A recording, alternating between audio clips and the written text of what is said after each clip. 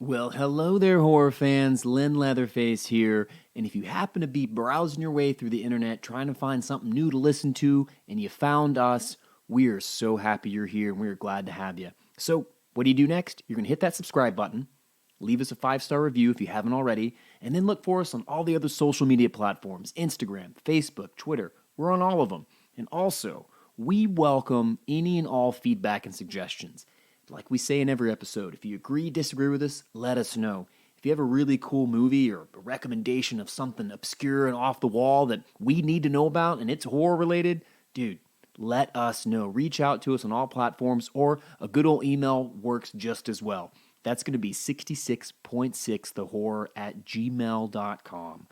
We look forward to hearing from you, so listen up and remember, stay scary.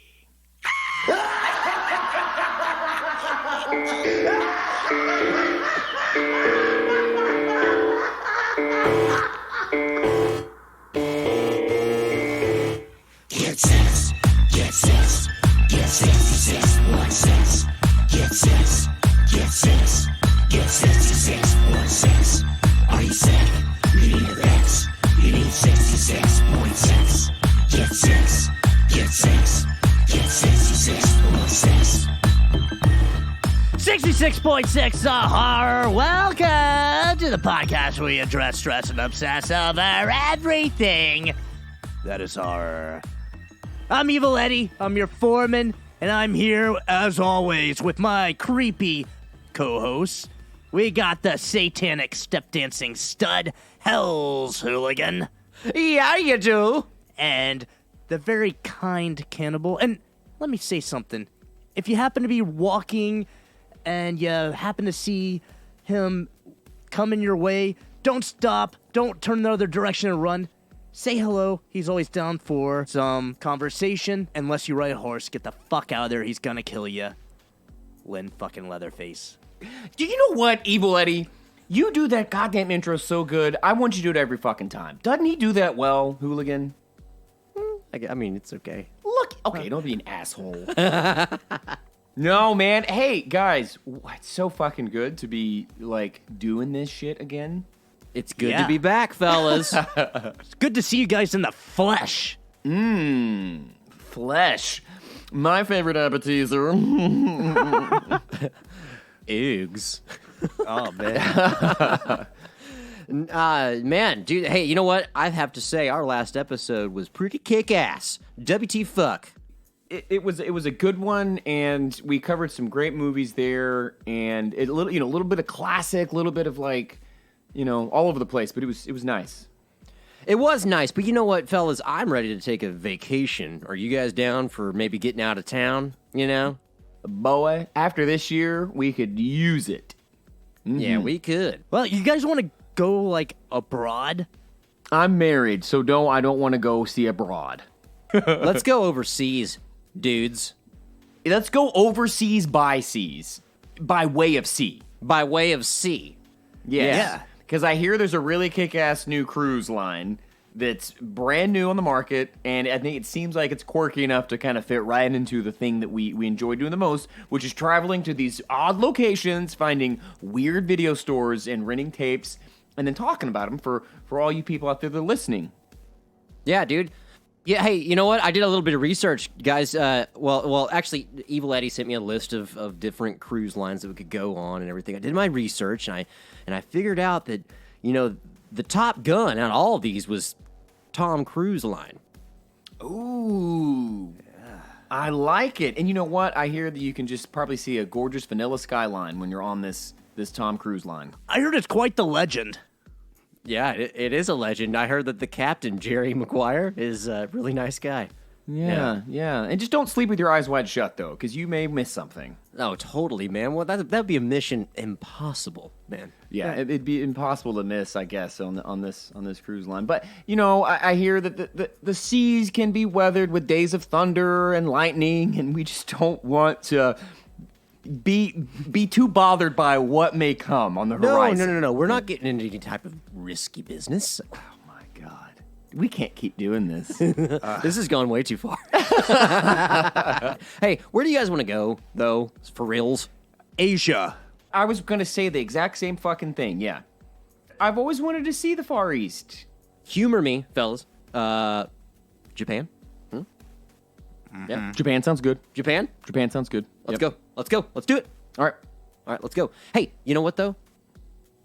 We need to rent a video when we're on that boat. Naturally, bro. Let's head on over to the squared cycle. Get the party started? Yeah. Fuck yeah, we will. Yeah. Ladies and gentlemen, introducing your hosts for 66.6 The Horror, it's Lynn Leatherface.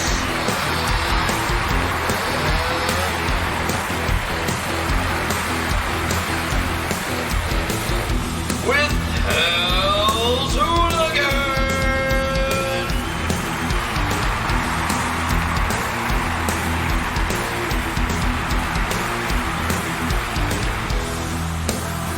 And Evil Eddie.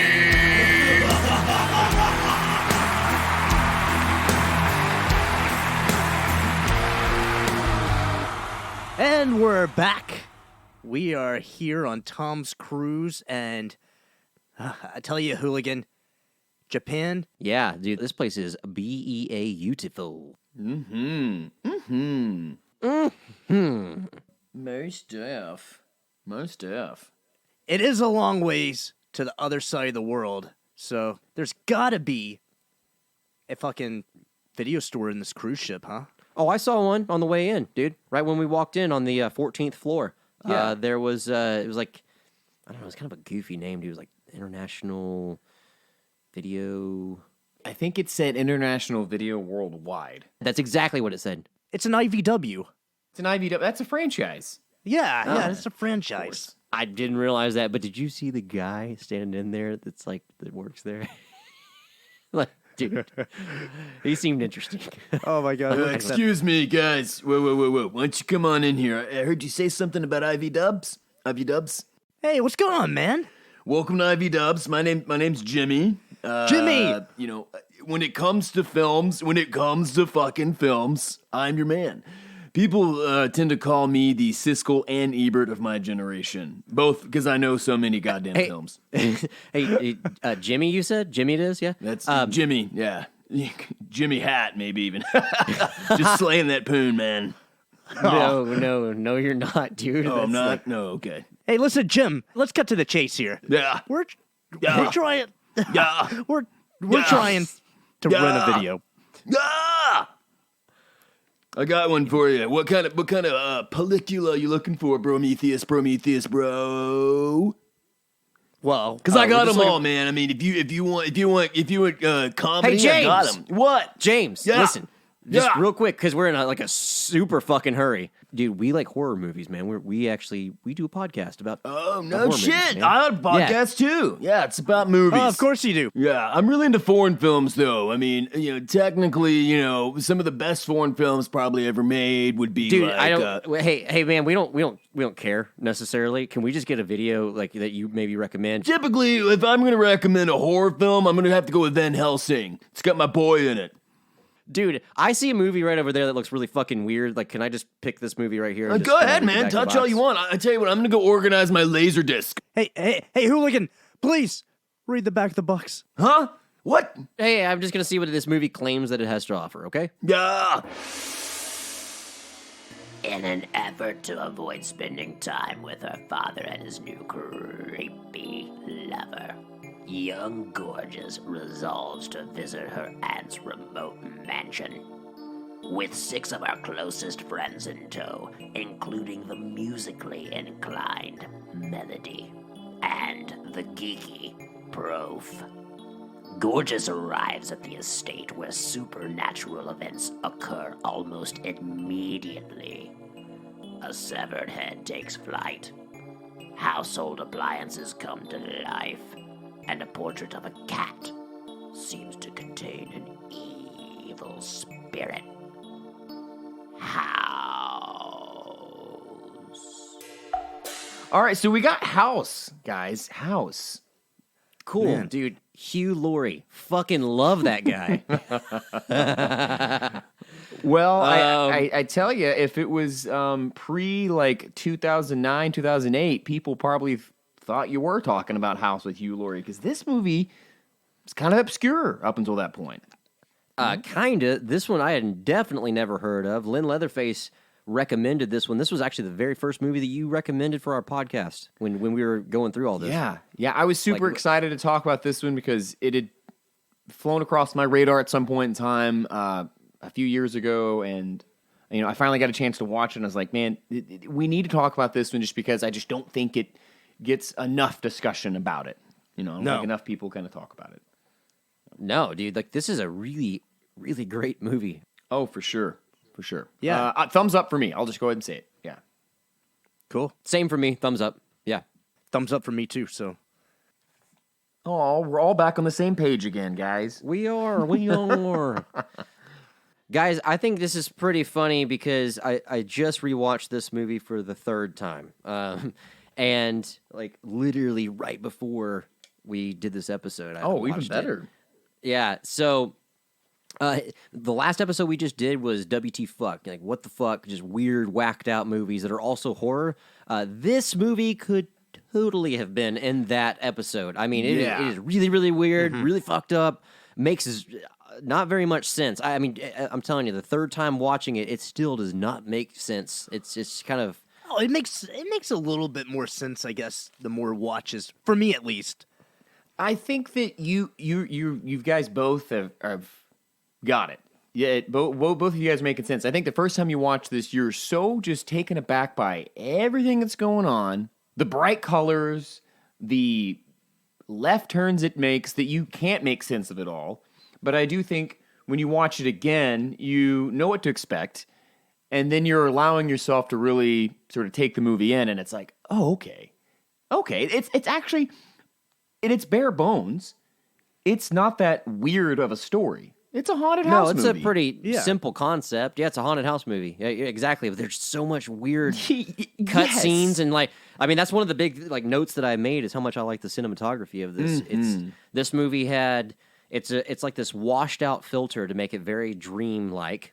Yeah. Okay, it's like the whole thing is in a dream state, and then from now on that there's these really quick weird cuts and like these panning motions that they do with the camera. So the cinematography on this is pretty brilliant, and not just in general, but for the time in 1977.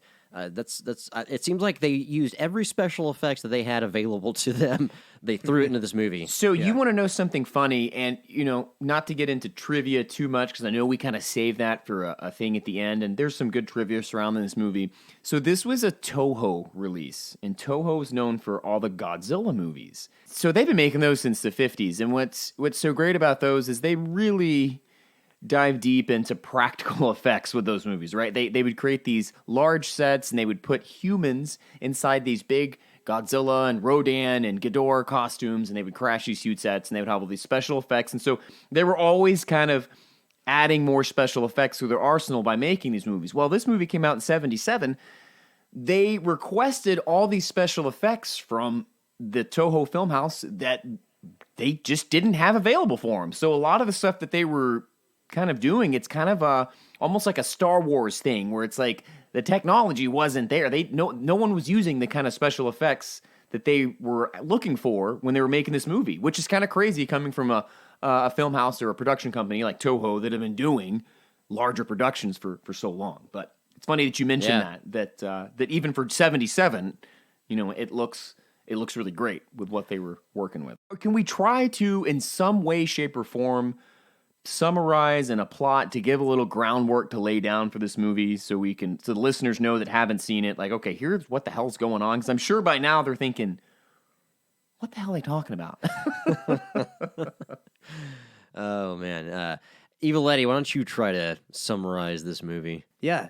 House centers around a girl named Gorgeous and her group of friends. And I'll see if I can name them all right quick. And they're all self-identifying names. So we got 6 of them, and they are Prof, Melody, Kung Fu, Mac, Sweet, and Fantasy. And then there is one other supporting character, Mr. Togo, the teacher. who have just ended the school year and are going into summer vacation. Gorgeous is eager to go with her father, and he surprises her by bringing in his new love interest.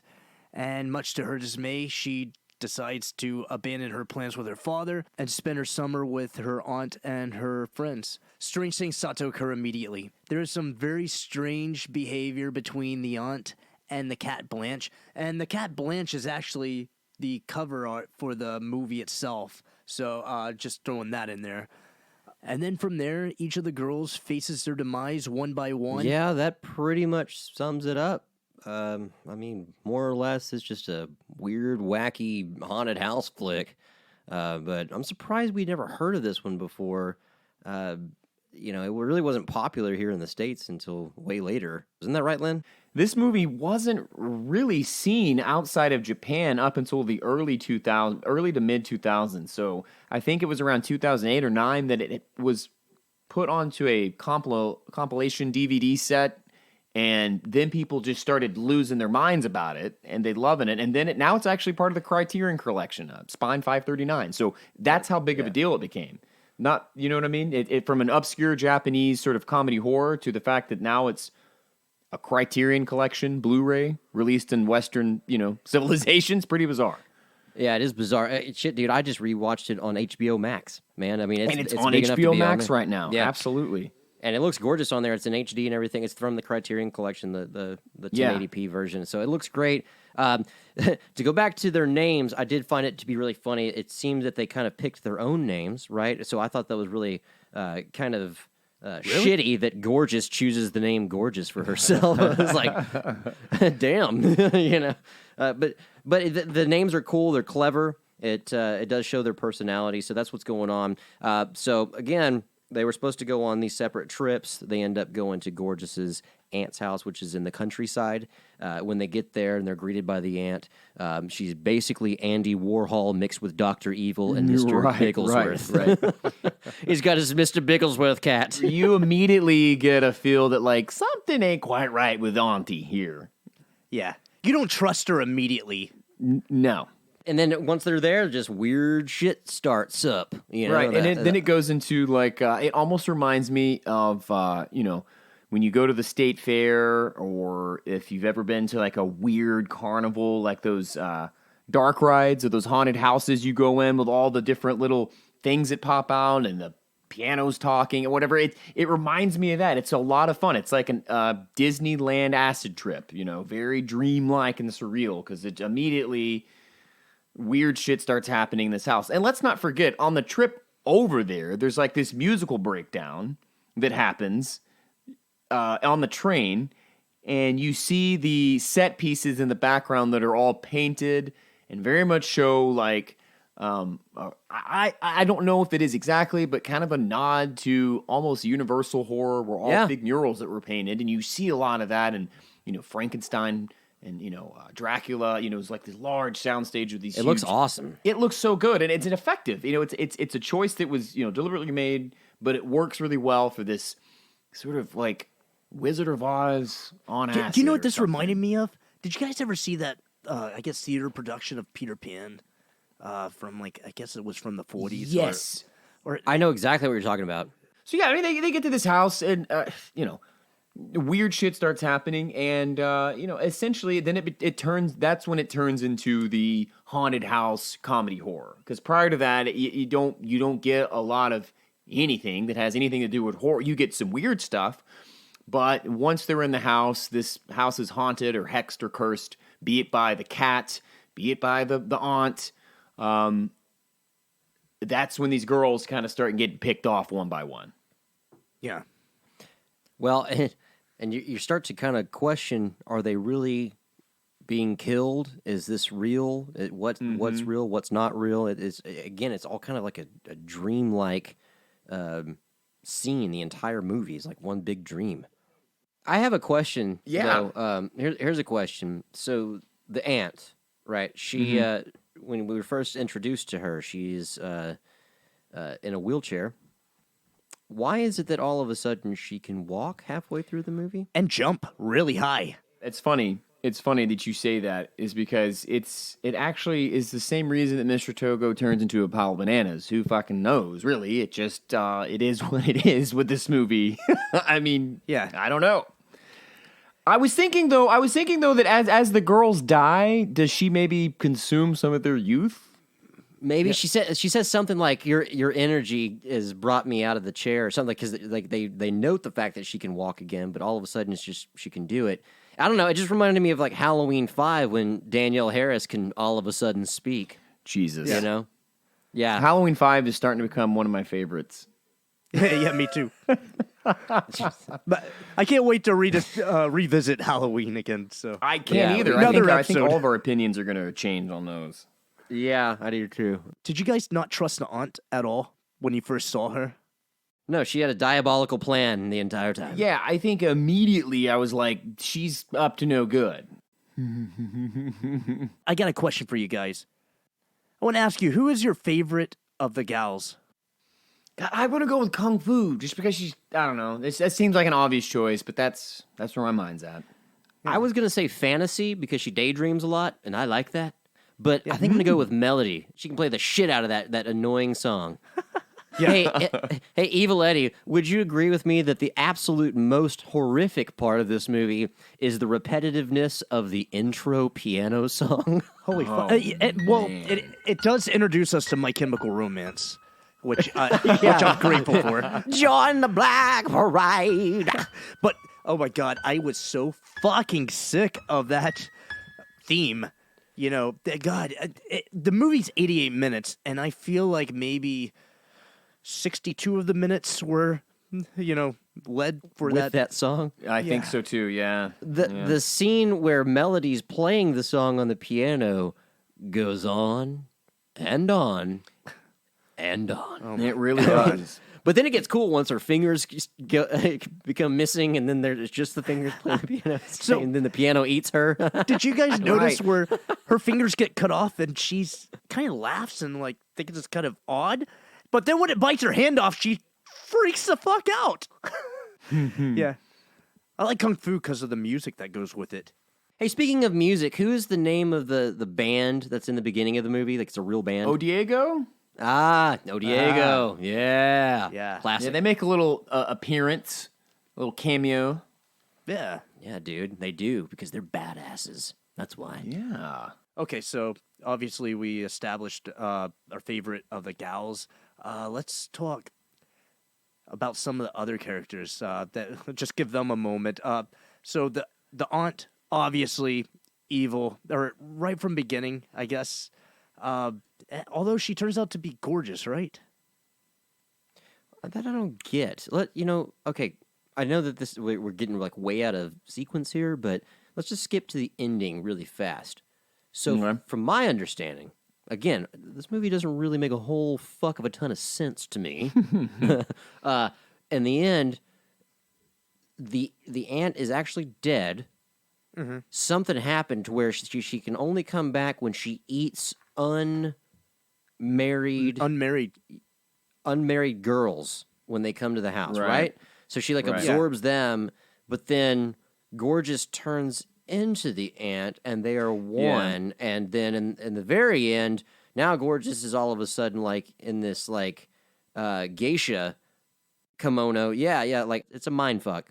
Okay, so let's talk about Mr. Togo for a second. Do you guys find it a bit odd how involved he is in these young ladies' lives? Yes. Yeah. That was the first thing I Yeah. thought. But he does have some kick-ass sideburns. He does. He does. Yeah. He does. And man, I am not trusting that guy. If I ever need help, that's the last fucking person I'm calling. I'll tell you that much. Yeah. He fucking clumsy, falls down the stairs, and almost gets run over by a car, gets a fucking big metal pan stuck on his ass. This girl's like fucking beating it with a hammer. And then like on his way over there, he stops to, he's stuffing his face with noodles, and then fucking turns into bananas. What a life. What a way to go. It is so weird. I remember that scene with the noodles. He's like, these are some good noodles. And then he just cuts away to another scene. Why was that scene there? I have no fucking idea. Yeah. Well, fantasy was obviously bananas for Mr. Togo. Yeah. Why the fuck does he turn into bananas? Why does the watermelon salesman talk about the girls tasting delicious? Yeah, the watermelon guy. I'm just selling watermelons, man. What are you talking about? I got these badass bomb fucking watermelons. You want one? Shit. I hadn't sold any today. Please, God, buy one.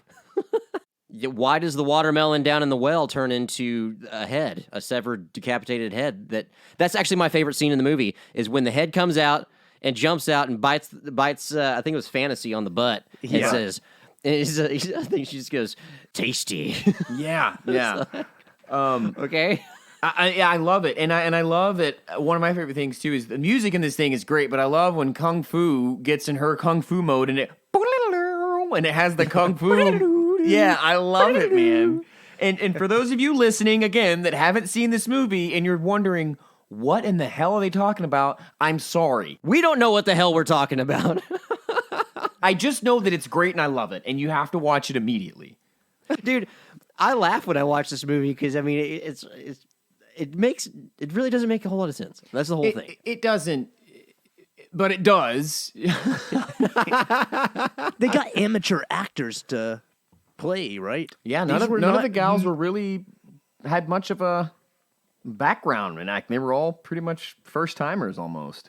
I like the portrayal of the dad, kind of this heroic macho guy. I like that. I thought they did him very well.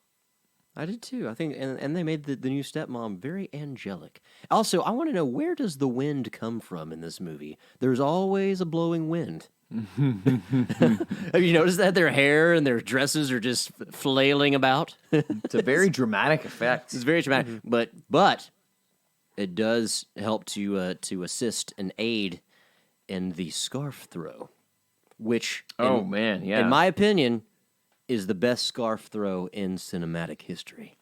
Better than Elvis's scarf throw? Yeah, dude, this movie has the best, like the award-winning fucking scarf throw. This is number one. Numero uno, right now. The kind of in-depth content you're only going to get here on 66.6 The Horror. Yeah. I think we've talked most people, like most listeners, out of watching this movie so far. No, I don't think so, man. Because I think when you start to listen to this, you just be like, I'm gonna figure out what these three dumb assholes didn't figure out is what this movie's about. Because they obviously just don't know what the hell they're talking about. Leatherface, what's your favorite kill? I like the whole sequence of the piano. And again, I know it's a gimme, but I think it's well done. Yeah. Very well done. Hooligan? I like the part where the bedding, like the sheets and the pillows and everything, beat the shit out of that girl to death. Yeah. I've never seen another death by bed scene. I mean, Johnny Depp gets pulled into the bed in Nightmare on Elm Street, but different circumstances, you know? Yeah. Different one. It wasn't the bed beating the shit out of Johnny Depp. And Johnny Depp is killed quite quickly in that scene. She's kind of tortured a little bit in this scene. She is, man. That would be a pretty shitty way to go, man. It's like, wow, this bed that was so comfortable at one time is now killing the fuck out of me. Yeah. I do like the part where the head does come up from the well. That's my favorite kill.